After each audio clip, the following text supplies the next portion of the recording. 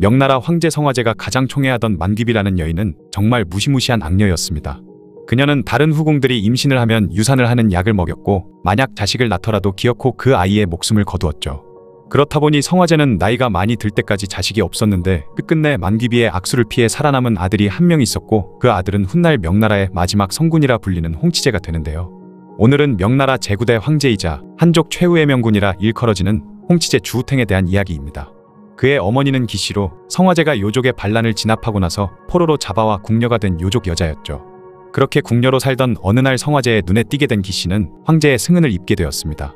하지만 만귀비의 입김이 워낙 셌기 때문에 황제의 승은을 입었다는 사실을 누구에게도 알리지 않고 살았는데 문제는 몇 달 후부터 배가 불러오기 시작했던 것이죠. 이 사실이 알려지면 만귀비에게 죽임당할 것이 분명했던 기씨는 공포에 사로잡혀 배에 천을 둘러매면서 임신한 것을 숨기기 급급했습니다. 하지만 결국 그녀의 임신 사실은 만귀비의 귀에 들어가고 말았죠. 이에 만귀비는 궁녀를 보내 기씨를 몰래 지켜봤는데 그녀를 지켜보던 궁녀도 기씨가 불쌍했는지 만귀비에게 임신한 것이 아니라 배에 혹이 생기는 병에 걸린 것이라고 보고했습니다. 그래도 안심할 수 없었던 만귀비는 사람을 시켜 유산하는 약을 기씨에게 보냈는데 다행히 그 약을 배달해온 사람도 기씨가 불쌍했는지 그 약이 무슨 약인지 말해주었고 기씨는 약을 먹지 않을 수 있었죠. 그리고 만귀비는 그녀가 중병에 걸렸다는 말을 들었으니 그녀를 안락당에 옮겨가 살게 했는데요. 그곳은 중병에 걸린 환관들이 살던 곳이었죠. 기씨는 그곳에서 살면서 천신만고 끝에 아무도 모르게 아들을 낳았습니다. 이 사실이 들통나면 자신의 목숨이 여러 개라도 부족했을 것을 알았던 기씨는 그 아이를 태감이던 장민에게 건네면서 아무도 모르게 처리를 해달라고 부탁했죠. 심지어 기씨는 만귀비가 너무 두려웠던 나머지 그 아이를 물에 빠뜨려 죽이는 게 낫겠다라고 말했을 정도였습니다. 그런데 아이를 건네받은 장민은 아이가 너무 불쌍했던 나머지 몰래 궁 밖으로 데리고 나가 아무도 모르게 그를 기르기 시작했죠. 한편 1472년 어느 날 태자였던 주우국이 만귀비에게 독살당하고 말았는데 그 사실을 몰랐던 성화제는 태자를 잃은 슬픔에 깊은 상심에 빠지고 말았습니다. 그리고 자신의 뒤를 이을 자식이 단 한 명도 남아있지 않자 걱정이 태산 같았죠.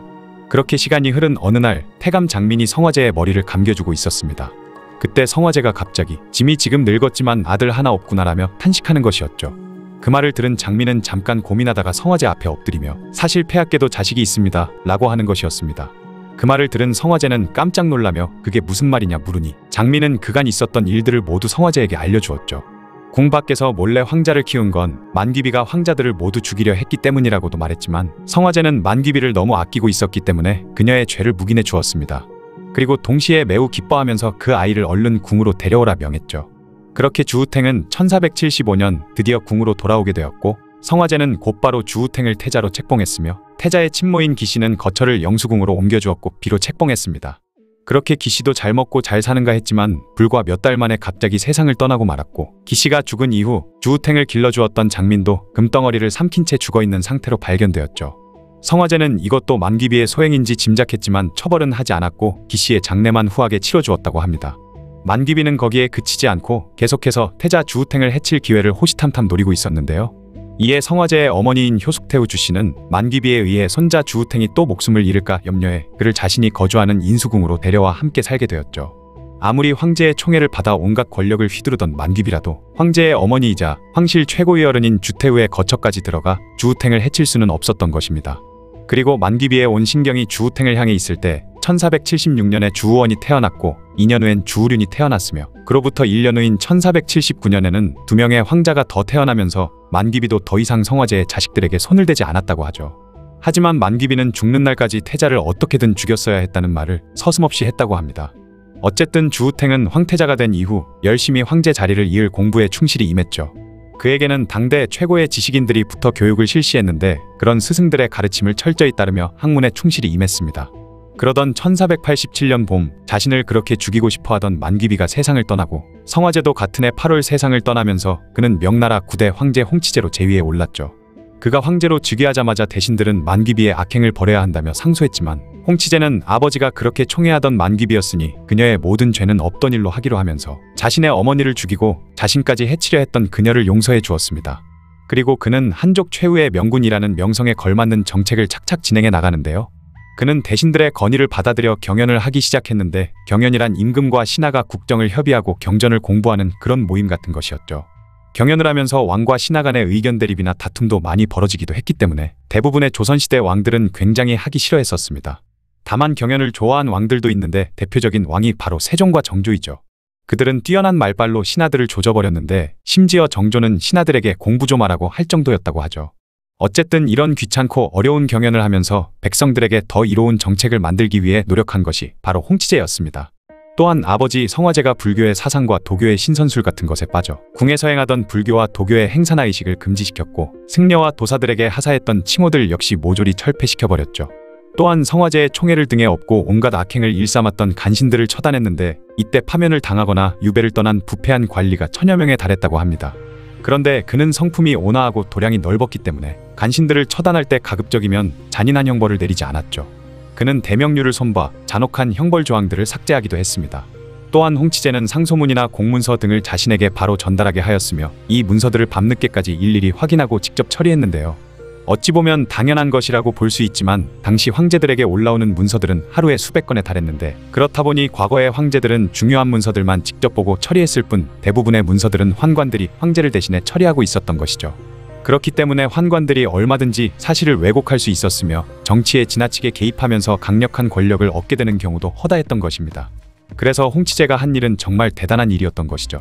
그렇게 그는 수많은 상소들을 일일이 보고 다음날 대신들과 회의를 거친 후 깔끔하게 처리했습니다.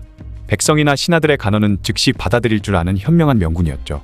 또한 변방이나 국경을 지키는 장수들을 엄격히 검열하고 부패하고 나약한 장수들을 파직시키기도 했으며 건주여진과 타타르족 등 여러 부족들과도 관계를 개선해 나가면서 명나라를 안정적으로 이끌어 나갔습니다.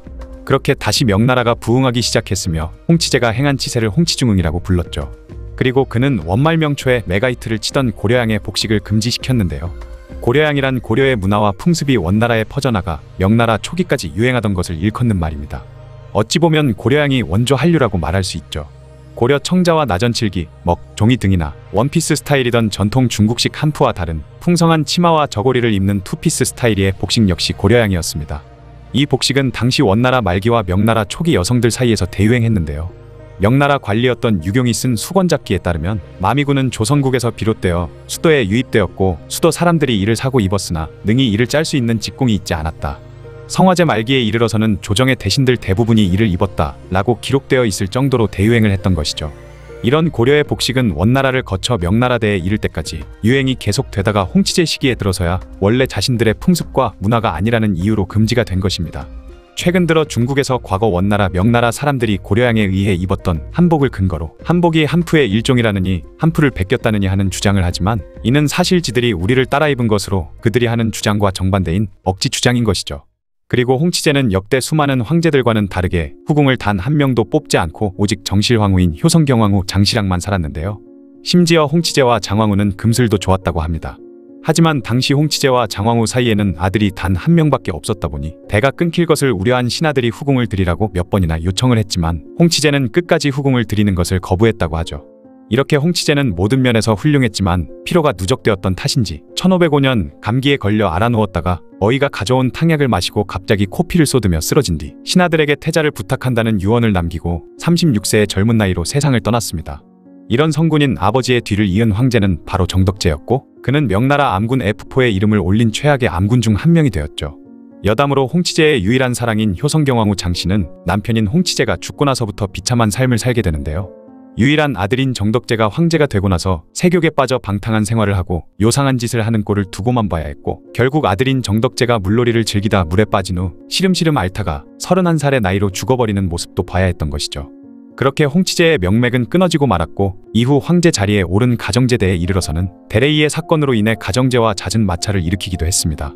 이후 장황후의 가족과 친척들이 역모에 휘말리면서 그녀는 동생들의 목숨을 구하고자 머리를 풀어헤치고 낡은 옷을 걸친 채 가정제 앞에서 무릎 꿇고 빌었지만 결국 장황후를 제외한 가족 대부분이 처형당해버렸죠.